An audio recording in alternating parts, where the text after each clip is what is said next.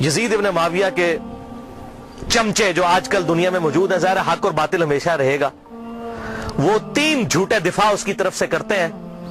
अब इन चीजों का तो उनके पास जवाब नहीं है ना, तो कहते हैं ये तो है ठीक है लेकिन उसकी फजीलतें भी आई हैं।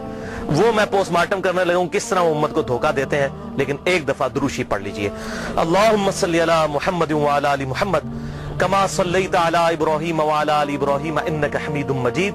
अल्लाहुम्मा बारिक अला मुहम्मद व अला आलि मुहम्मद कमा बारकता अला इब्राहीम व अला आलि इब्राहीम इन्नका हमीदुम मजीद। पहला झूठा दिफा, वो जी कुस्तुनतीनिया, ये अरबी में कुस्तुनतीनिया है, उर्दू में हम कुस्तुनतुनिया कहते हैं, उसकी बिशारत यजीद पर फिट होती है कि जो पहला लश्कर कुस्तुनतुनिया पे हमला करेगा तो वो बख्शे जाएंगे। आजकल इस कुस्तुनतीनिया का नाम है इस्तांबुल, टर्की का शहर है, तुर्की का। इस्तांबुल बाद में इसका नाम रखा गया। इस्तांबुल का मतलब है इस्लाम इन अ बल्क, इस्लाम का गढ़। तो पहले ये कैसरे रोम, जो रोमन एम्पायर दुनिया की सबसे बड़ी एम्पायर थी, जो जंगे यरमूक में घुटने टेक गई सैयदना उमर के सामने, ये उसका गढ़ था कुस्तुनतीनिया। अब वो हदीस सुन लें किस तरीके से ये धोखा देते हैं। सही बुखारी में इंटरनेशनल नंबर के मुताबिक 2924 नंबर हदीस है कि आप सल्लल्लाहु अलैहि वसल्लम ने इरशाद फरमाया, मेरी उम्मत का पहला लश्कर जो कैसरे रोम के शहर पर जंग के लिए जाएगा, अल्लाह ने उनकी मगफिरत कर दी है। सही बुखारी 2924। इसमें कुस्तुनतीनिया का जिक्र ही कहीं मौजूद नहीं है, कैसरे रोम का शहर। और हुजूर सल्लल्लाहु अलैहि वसल्लम के जमाने में कैसरे रोम का शहर जो था हम्स था। अगर उस शहर को माना जाए तो अबू उबैदा इब्न जराह, हजरत उमर फारूक रज़ी अल्लाह तआला अन्हु के दौर में उन्होंने हम्स के ऊपर हमला किया था। वो ये बिशारत उनके लिए है। यजीद की पैदाइश से भी 20 साल पहले की बात, 15-20 साल पहले की। लेकिन वो कहते हैं नहीं जी, हम्स पे हमला करने से पहले कैसे रोम वहां से भाग के कुस्तुनतुनिया में चला गया था। ठीक है, असी तो पीछे नसने जनाब, तो हम छड़ दे नहीं, चोर नू घर तक पहुंचा के आवांगे। तो इसलिए ये अबू उबैदा इब्न जराह के लिए बिशारत नहीं है, क्योंकि अबू उबैदा इब्न जराह ने जब हमला किया तो वो पहले ही कैसे रोम अपना दारुल खिलाफा छोड़ के कुस्तुनतुनिया में चला गया था। चलो दी for the sake of argument agree. तो इसमें है कि उम्मत का पहला लश्कर जो कुस्तुनतुनिया पे हमला करेगा। अगर मैं आपको कहूं कि इंडिया और पाकिस्तान की पहली जंग 1997 में कारगिल की हुई है, तो आप मान लेंगे?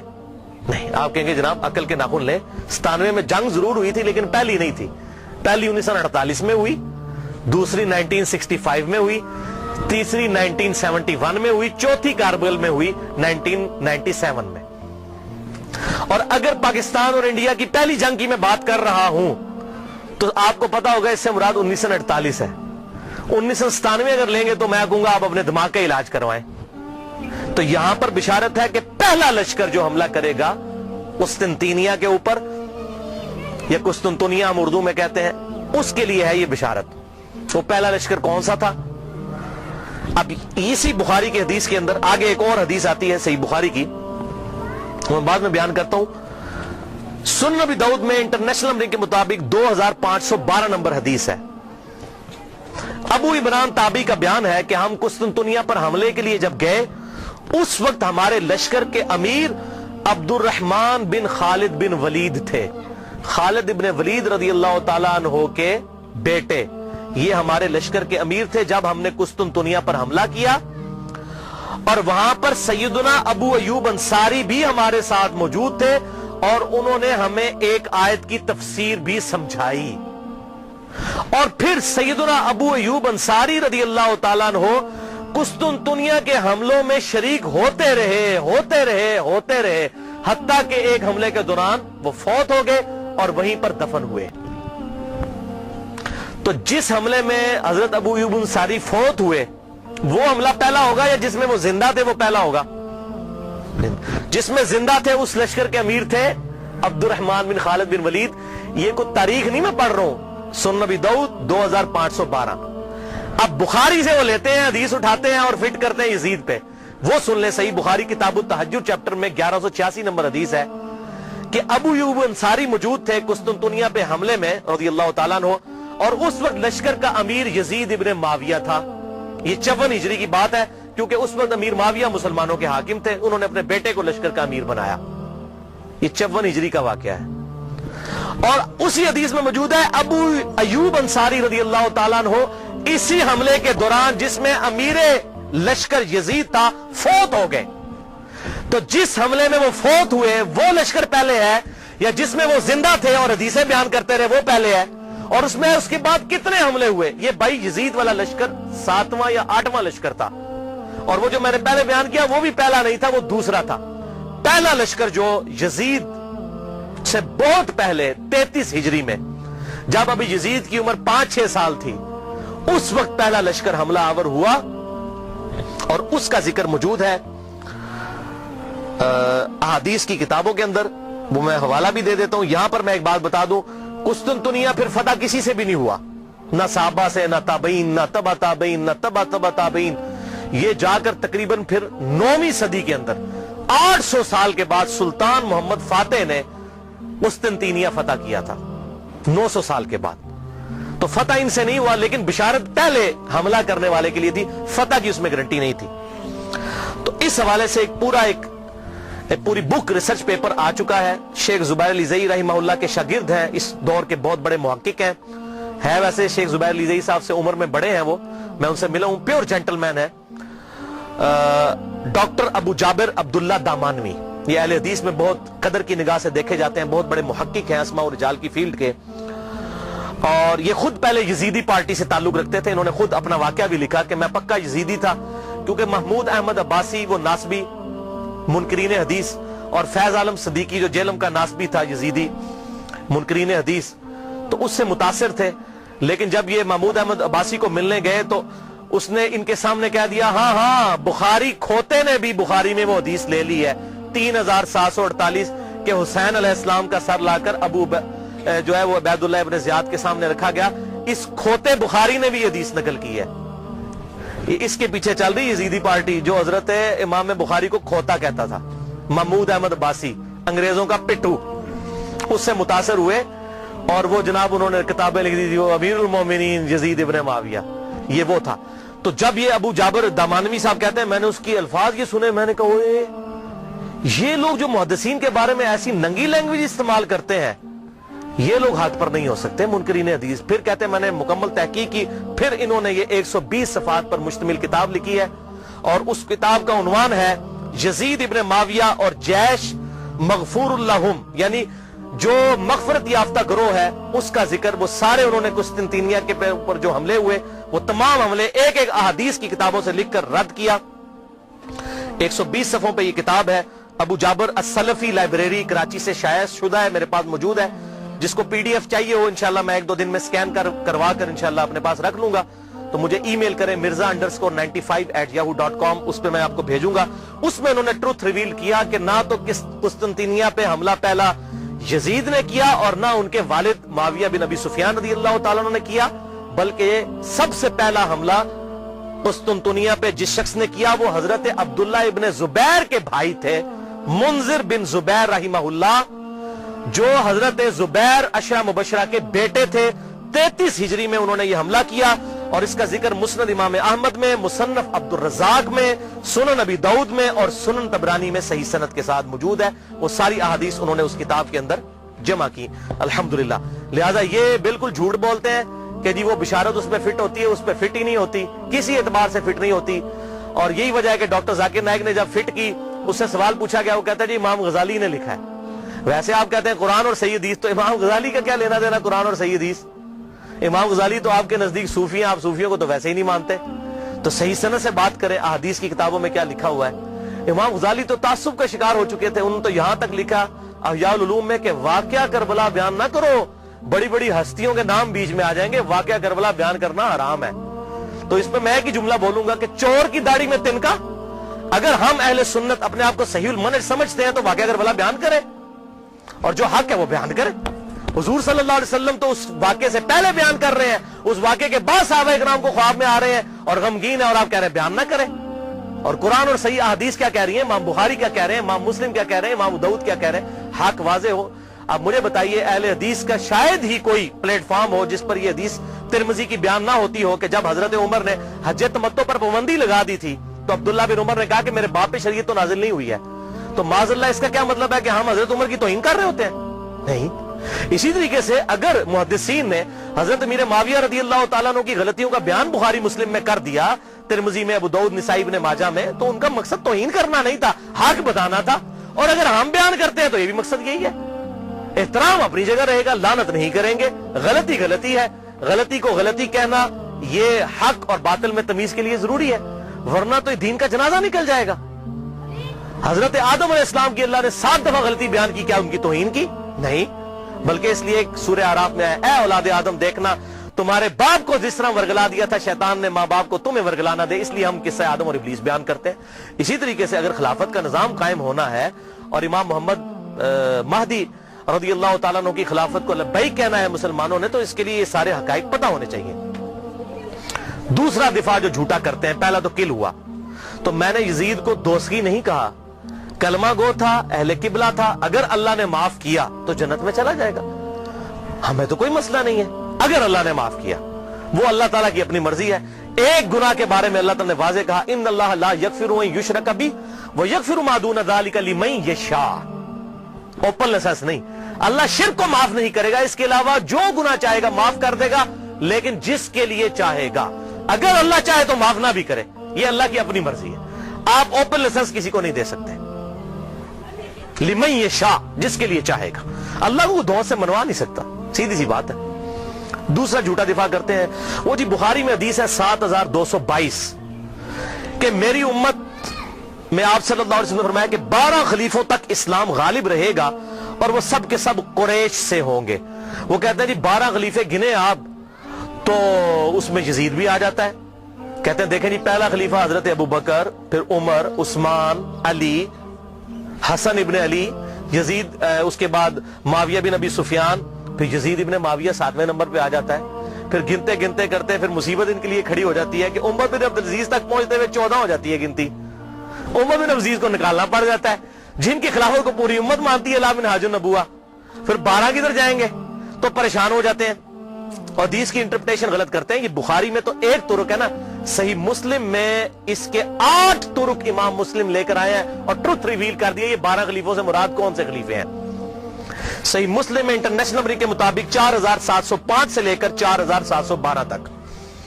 قربان جاؤں امام مسلم کے 8 طرق لکھے تاکہ یہ 12 خلیفوں والی, یہ جو اہل تشیع جو ہے 12 امام والا مسئلہ اسے نکالتے ہیں, یہ 12 خلیفوں, بھائی 12 امام والا بھی چکر کوئی نہیں ہے, وہ خلیفے بھی یہ والے نہیں ہیں.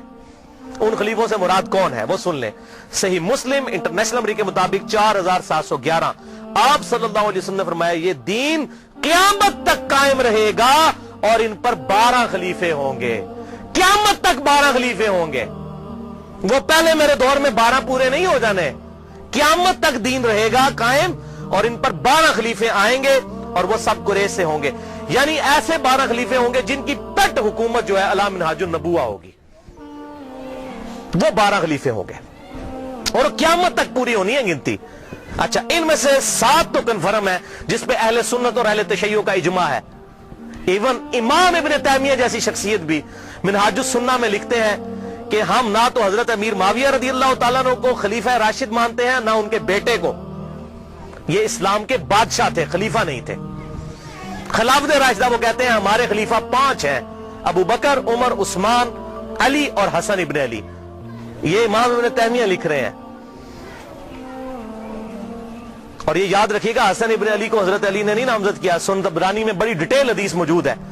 جب ان کی وفات کا وقت قریب آیا, زخم لگنے کے بعد بھی 1 ہفتہ زندہ رہے, انہوں نے کہا میں اپنا خلیفہ کسی کو نامزد نہیں کروں گا. رسول اللہ نے اپنا خلیفہ کسی کو نامزد نہیں کیا تھا, میں بھی نہیں کروں گا, تم خود چنو گے. یہ تو ابن عباس اور باقی صحابہ نے مل کر حضرت حسن کو خلیفہ چنا تھا. لہذا یہ بات یاد رکھیے گا, حضرت حسن ابن علی کو حضرت علی نے اپنا جانشین نہیں بنایا. وہ کیسے بنا سکتے تھے؟ حضور کی تربیت یافتہ تھے الحمدللہ. اور یہ بات میں نے اہل سنت اہل تشیع دونوں علماء سے کنفرم کی ہے.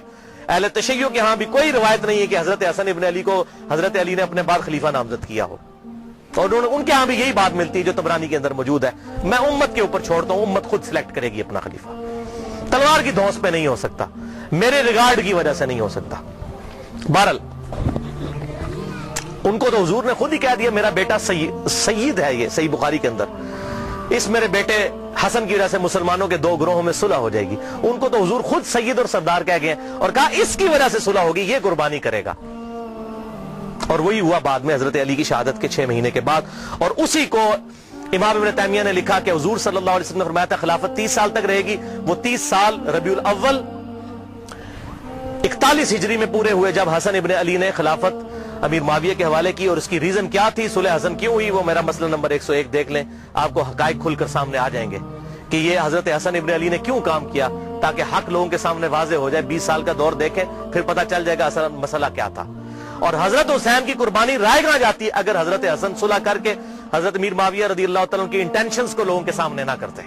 یہ بات یاد رکھیے گا، یہ میں نے اس لیکچر میں بتایا. بہرحال تو امام نے تیمیہ نے بھی کہا کہ یہ خلیفہ جو ہے یہ 5 متفق علیہ، تو ٹوٹل 7 پہ آج تک امت متفق ہے، اہل سنت اور اہل تشیع. پہلے خلیفہ ابو بکر، دوسرے عمر، تیسرے عثمان، چوتھے علی، 5ویں حسن ابن علی، 5 ہو گئے جی. اور چھٹے خلیفہ عمر بن عبد العزیز. یہ 6 ہیں علی منہاج النبوہ. اور 12ویں خلیفہ امام محمد مہدی، جن کے بارے میں اہل سنت اور اہل تشیع کے ہاں کامن احادیث موجود ہیں. سنن نبی داؤد میں پورا چیپٹر ہے، مسند امام احمد کے اندر پورا چیپٹر موجود ہے کہ اس وقت تک قیامت قائم نہیں ہوگی جب تک کہ میری بیٹی فاطمہ کی اولاد میں سے میرے ہی نام پر محمد بن عبداللہ، جس کے باپ کا نام میرے باپ کے نام پر ہوگا، جس کی ماں کا نام میرے ماں کے نام پر ہوگا، جب تک وہ شخص نہ پیدا ہو جائے جو پوری دنیا کو انصاف سے بھر دے گا، اس وقت تک قیامت قائم نہیں ہوگی. کیونکہ اللہ تعالیٰ کا وعدہ ہے هو الذی ارسل رسولہ بالہدی ودین الحق لیظہرہ علی الدین کلہ ولو کرہ الکافرون ولو کرہ المشرکون. وہی اللہ ہے جس نے اپنے محبوب صلی اللہ علیہ وسلم کو دین حق، الہدا یعنی قرآن اور دین حق کے ساتھ مبعوث کیا تاکہ سارے ادیان پر غالب کر دے. اور یہ غلبہ قرب قیامت میں امام محمد مہدی کے ذریعے ہونا ہے. حضور کی بشارتیں موجود ہیں، وہ ہوں گے 12ویں خلیفہ. تو 7 کنفرم ہے، اس دوران وقتاً فوقتاً اچھے خلیفہ آئیں گے. تو یہ قیامت تک کا ذکر ہے. لہٰذا اس حوالے سے جو لوگ ڈیفینڈ کرنے کی کوشش کرتے ہیں، کبھی حضرت معاویہ کو بیچ میں شامل کرتے ہیں، ایسا معاملہ ہے نہیں ہے. خود سارے اہل سنت لکھتے گئے کہ حضرت امیر معاویہ رضی اللہ تعالیٰ عنہ اسلام کے خلیفہ راشد نہیں ہیں، بلکہ خلافت راشدہ ابو بکر، عمر، عثمان و علی اور حسن ابن علی، وہ 30 سال مکمل ہوئے. وہ انشاءاللہ آگے حدیث آ بھی جائے گی. اور یہ ساری بحث شیخ البانی رحمہ اللہ نے سلسلہ احادیث صحیحہ میں انٹرنیشنل نمبر کے مطابق 459 نمبر حدیث کے تحت بھی کی ہے. اب تیسرا اور آخری جھوٹا دفاع جو آج کل مارکیٹ میں آیا ہے تازہ، اور یہ آخری ان کے پاس حربہ تھا، میں نے کہا اس کو بھی میں انشاءاللہ کلیئر کر دوں. وہ حدیث پیش کرتے ہیں المعجم الکبیر طبرانی سے، جلد 11 صفحہ 88، انٹرنیشنل نمبر کے مطابق 11138.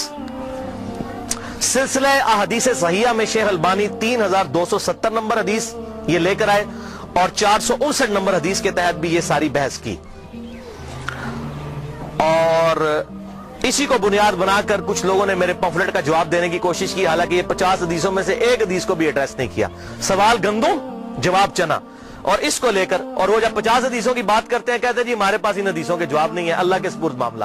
تو اللہ کے سپرد ہے تو آپ جگہ جگہ کیوں یزید کو جنت کی بشارتیں جھوٹی دیتے جا رہے ہیں؟ ہمیں کہتے ہیں آپ نے کیوں چھیڑا. میں آپ کو قسم اٹھا کے کہتا ہوں جب تک ڈاکٹر ذاکر نائک نے یہ مسئلہ نہیں اٹھایا تھا، مجھے تو اس مسئلے کی کوئی تحقیق بھی نہیں تھی، میں نے بعد میں تحقیق کی.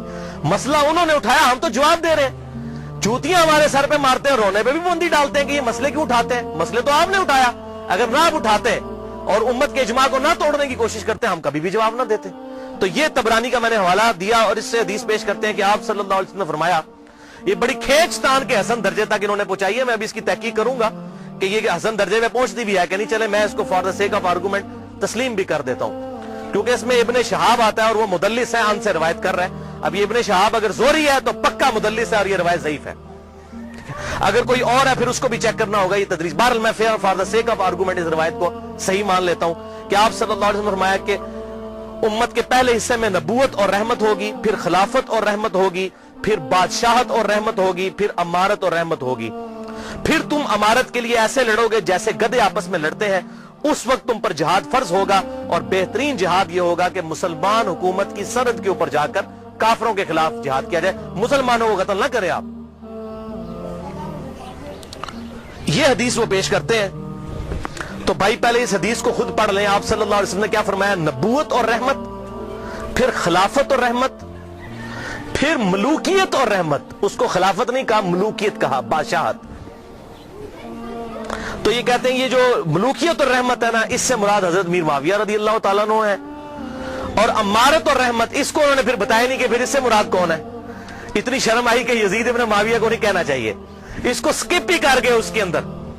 یہ غلام مصطفیٰ ظہیر صاحب ہمارے جیلم کے عالم ہیں، بہت بڑے، میں ان کی عزت بھی کرتا ہوں، محقق آدمی ہے، لیکن جب بندہ ایک ہٹ درمی پر اتر آئے، کوئی بڑا بندہ بھی، تو غلطی اس کی پوائنٹ آؤٹ کرنی چاہیے. السنہ رسالہ نومبر 2012 سے اپریل 2013 تک کے دوران، شمارہ نمبر 49 سے 54 تک، بلکہ انہوں نے میرا نام بھی ڈھکے چھپے الفاظ میں کلیئر کٹ نام لکھ دیا اور یہ اس طرح کرنے کی کوشش کی، وہ کسی بات کا جواب نہیں دیا. تو اس میں انہوں نے امارت اور رحمت اس کو سکپ بھی کر گئے، اس کی تشریح کو. ان کو پتا تھا یزید کا بھی نام لینا پڑنا ہے، مامے دے پتر دا، نہیں لیا. تو وہ کہتے ہیں جی دیکھیں جی یہ بادشاہت اور رحمت ہے، تو یہ حضرت میر معاویہ رضی اللہ تعالیٰ کی حکومت جو ہے یہ رحمت تھی امت کے لیے. اچھا جی ٹھیک ہے، خلافت اور رحمت نہیں کہا، ملوکیت اور رحمت. بالکل رحمت تھی. کیوں؟ ان کے بعد ان سے ورس دور آیا. آنے والے ادوار سے کمپیر کریں، واقعی مسلمانوں کے لیے رحمت تھی. یزید کے بعد اس سے ظالم لوگ آئے. میں نے بتایا حجاج ابن یوسف بعد میں آیا، جس نے خانہ کعبہ کو توڑ دیا اور عبداللہ ابن زبیر کو قتل کر کے ان کی لاش بھی لٹکا دی. صحیح مسلم کے ریفرنس سے میں نے بتایا. جیسے ہم یہاں بھی پاکستان میں کیا ہوتا ہے، ایک گندی حکومت آتی ہے، لوگ فل اس کو برا کہتے ہیں. جب اس کے بعد اس سے اگلی ورس حکومت آتی، کہتے ہیں یار اس طرح مشرف کا دور چنگا سی. ابھی لوگ کہنا شروع ہو گئے یار زرداری کا دور بہتر تھا. ٹھیک ہے جی، بجلی اتنی مہنگی تو نہیں تھی. تو اس کا کیا مطلب، جب زرداری کا دور تھا تو بہت بہتر تھا، جب مشرف کا اپنا دور تھا تو بہتر تھا. کمپیریٹیولی بات کی جاتی ہے. اب میں آپ کو سلف کا فہم اس حدیث کے اوپر بتا دیتا ہوں کہ اس سے مراد یہ ہے کہ کنٹینیوسلی اسلام کے اندر زوال آتا جائے گا اسلامی حکومتوں کے اندر. لہذا اس کو اگر خلافت راشدہ سے کمپیئر کرے تو وہ کاٹ کھانے والی ملوکیت تھی، اور اگر آنے والے دور سے کمپیئر کرے تو رحمت تھی. اب یہ میں اپنی طرف سے بات نہیں کر رہا ہوں، یہ میں آپ کو ایک صحابی کا فتویٰ بتانے لگا ہوں. جامعہ ترمذی میں انٹرنیشنل نمبر کے مطابق 2226، سنن نبی داؤد 4646، مسند امام احمد 18430، جلد 4 صفحہ 273، اور سلسلہ احادیث صحیحہ جلد 1 صفحہ 742، اور حدیث نمبر 459. شیخ البانی محدث اعظم سعودیہ عرب، انہوں نے بھی حدیث نقل کی. میں نے سارے حوالے دے دیے. حضرت سیدنا سفینہ رضی اللہ تعالیٰ عنہ اور حضرت نعمان ابن بشیر رضی اللہ تعالیٰ عنہ سے روایت ہے کہ آپ صلی اللہ علیہ وسلم نے فرمایا خلافت علی منہاج النبوہ میری وفات کے بعد 30 سال تک رہے گی. اس کے بعد کاٹ کھانے والی ملوکیت کا دور شروع ہو جائے گا 30 سال کے فوراً بعد، یعنی صلح حسن کے بعد. اس کے بعد جابر حکمرانوں کا دور آئے گا، اور پھر قیامت سے پہلے ایک دفعہ دوبارہ خلافت علی منہاج النبوہ قائم ہوگی، یعنی وہ خلافت ہوگی سیدنا امام محمد مہدی کی. یہ آپ صلی اللہ علیہ وسلم نے 4 ادوار گنوائے اپنے بعد. پہلا دور کون سا؟ خلافت راشدہ، ابو بکر، عمر، عثمان، علی، حسن ابن علی. دوسرا کاٹ کھانے والی ملوکیت جو حضرت میر معاویہ رضی اللہ تعالیٰ عنہ کے دور سے شروع ہو کر 1000 سال تک بنو عباس اور بنو امیہ کی حکومت رہی. باپ مرتا تھا بیٹے کو خلیفہ بناتا تھا، 4 بیٹوں کو اپنے بعد خلیفہ بنا دیتے تھے. اب بخاری مسلم اٹھا کے دیکھ لیں کس طریقے سے انہوں نے بندر بانٹ کی ہے. آج کے حکمرانوں نے بھی وہ کام نہیں کیا. اس لیے میں کہتا ہوں اس ملوکیت سے آج کی جمہوریت کروڑ گنا بہتر ہے. کم از کم پبلک سے تو پوچھا جاتا ہے، وہ تو تلوار کی زور پر مسلط ہو جاتے تھے. تیسرا دور کہا جابر حکمرانوں کا. جابر حکمران یہ جہاں پر کلولین پاورز آ گئی، کہیں فرینچ آ گئے، کہیں پر یہ جو ہے وہ انگریز آ گئے، اور پوری دنیا کے اندر مسلمانوں پر انہوں نے قبضہ کیا. پھر یہ دور بھی الحمدللہ ختم ہوا. اب ہم آخری دور میں ہیں، نشأت ثانیہ اسلام کی شروع ہو چکی ہے. خلافت علی منہاج النبوہ اب قائم ہونی ہے. 3 ہم نے وہ ادوار گزار لیے. اچھا، اسی حدیث میں ترمذی اور ابو داؤد کا جو میں نے حوالہ دیا، اور مسند احمد کا، اور سلسلہ حدیث صحیحہ کا، اور یہ حدیث المستدرک للحاکم میں بھی 4697 موجود ہے. اس میں شیخ البانی نے پوری بحث کی ہے. ترمذی اور ابو داؤد میں آگے الفاظ چلتے ہیں کہ حضرت سفینہ نے کہا کہ بیٹا گن اب خلافت راشدہ کتنی ہے، ہو سکتا ہے بعد میں کوئی ناسبی مانے ہی نہ.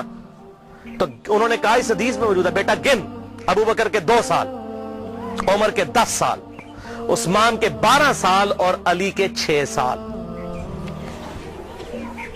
تو شاگرد نے کہا کہ حضرت میر معاویہ رضی اللہ عنہ کی پارٹی جو اس وقت حکمران ہے، بنو زرقا، بنو امیہ. زرقا کہتے ہیں نیلی آنکھوں والے، یہ نیلی آنکھوں والے تھے، خطرناک لوگ، بنو زرقا. یہ تو کہتے ہیں کہ علی علیہ السلام خلیفہ ہی نہیں ہے. یہاں پر امام ابو داؤد نے علی علیہ السلام لکھا. ابو داؤد 4646. حضرت سفینہ کو اتنا غصہ آیا, ترمذی کے الفاظ ہیں 2226, انہوں نے کہا بنو امیہ کی پیٹھ سے یہ جھوٹ نکلا ہے جہاں سے یہ ہوا خارج کرتے ہیں. یہ کہتے ہیں علی خلیفہ نہیں ہے. حق تو یہ ہے کہ ان کی حکومت شریر ترین بادشاہت ہے اس روئے ارض پہ. کیوں؟ انہوں نے خلافت راشدہ کا زمانہ دیکھا تھا. جب اس سے کمپیئر کرتے تھے تو کہتے تھے یہ تو کاٹ کھانے والی ملوکیت اور یہ بدترین بادشاہت ہے. ہاں جب آنے والا دور سے کرے تو وہ رحمت ہے, کیونکہ آنے والا دور اس سے بھی ورس تھا. لہٰذا یہ میں نے الحمدللہ سلف کا فہم اس حوالے سے بالکل کلیئر کر دیا. اور اس حوالے سے اور سلف کا فہم اگر کسی نے دیکھنا ہو احادیث, یہ 50 پڑھ لیں. اور میرا لیکچر 101 نمبر مسئلہ, اس میں عبد الرحمن بن ابی بکر کا فہم صحیح بخاری سے, مقدام بن مادی کا فہم سنن نبی داؤد سے, اور عمار بن یاسر کا فہم صحیح بخاری سے. یہ کافی ساری احادیث ہیں جس میں بالکل کلیئر ہو جائے گا کہ یہ تمام صحابہ کرام علیہم رضوان کون سی چیز حق سمجھتے تھے اور کس کو باطل. سورۃ الاحزاب کی آیت نمبر 57 ہے بھائیو. بسم اللہ الرحمن الرحیم. ان الذین یؤذون اللہ ورسولہ لعنہم اللہ فی الدنیا والآخرہ. بے شک جو لوگ اللہ اور اس کے رسول کو تکلیف دیتے ہیں, دنیا کی زندگی میں بھی ان پر اللہ کی لعنت اور آخرت کی زندگی میں بھی لعنت. وَأَعَدَّ لَهُمْ عَذَابًا مُهِينًا, اور ایسے لوگوں کے لیے اللہ تعالیٰ نے دردناک, ذلیل و خوار کر دینے والا عذاب تیار کر رکھا ہے. وَلِعَوْذُ بِاللَّهِ تَعَالَى. جن جن لوگوں نے سیدنا حسین ابن علی کے ساتھ ظلم کیا یا اہل بیت کے ساتھ ظلم کیا, وہ اسی آیت کی کیٹیگری میں فال کرتے ہیں. اور آپ صلی اللہ علیہ وسلم کی واضح حدیث ہے المستدرک للحاکم میں صحیح سند کے ساتھ 4717, صحیح ابن حبان میں 7104, اور سلسلہ حدیث صحیحہ میں بھی شیخ البانی لے کر آئے رحمہ اللہ, اس کو صحیح کہا, اور شیخ زبیر لزئی صاحب نے بھی اس کو صحیح کہا. آپ صلی اللہ علیہ وسلم نے فرمایا اس ذات کی قسم جس کے قبضہ قدرت میں میں محمد صلی اللہ علیہ وسلم کی جان ہے, جو بھی ہم اہل بیت کے ساتھ بغض رکھے گا اللہ تعالیٰ اسے ضرور دوزخ کی آگ میں داخل کرے گا. بغض رکھے گا, یہ کہتے ہیں لعنت نہ بھیجو, بغض کی بات ہو رہی ہے, صرف دل میں بغض رکھنے والا دوزخ میں جائے گا. اور حضور نے قسم اٹھا کر کہا, اور اسی کا طرق جو المستدرک للحاکم میں 4712 ہے ابن عباس رضی اللہ تعالیٰ عنہ سے, آپ صلی اللہ علیہ وسلم نے فرمایا اگر کوئی شخص مقام ابراہیم اور حجر اسود کے درمیان نمازیں پڑھے اور روزے رکھے, اگر وہ بھی اس حال میں مر جائے کہ اس کے دل میں اہل بیت کا بغض تھا تو اللہ تعالیٰ اسے بھی ضرور دوزخ میں داخل کرے گا. وَلِعَوْذُ بِاللَّهِ تَعَالَى. میں اپنی گفتگو کا اینڈ بخاری اور مسلم کے بنیادی راوی امام ابو حنیفہ رحمت اللہ علیہ کے دادا استاد ابراہیم نخعی تابعی المتوفى 96 ہجری کے اس قول پر کرتا ہوں جو صحیح سند کے ساتھ المعجم الکبیر طبرانی میں انٹرنیشنل نمبر کے مطابق 2829 نمبر ہے, جلد 3 صفحہ 112 پر ابراہیم نخعی رحمہ اللہ فرماتے ہیں, کنکلوڈنگ بات ہے, اگر بالفرض میں ان لوگوں میں شامل ہوتا کہ جنہوں نے حسین ابن علی کو قتل کیا تھا, اور قیامت والے دن اللہ تعالیٰ مجھے معاف بھی کر دیتا اور میں جنت میں بھی داخل ہو جاتا, تب بھی میں جنت میں حضور کو اپنی شکل نہ دکھا سکتا کہ حضور کہیں مجھ سے پوچھ ہی نہ لے کہ تو دنیا میں میرے حسین کے قاتلوں میں شامل تھا. ابراہیم نخعی تابعی بخاری اور مسلم کے بنیادی راوی, الحمدللہ.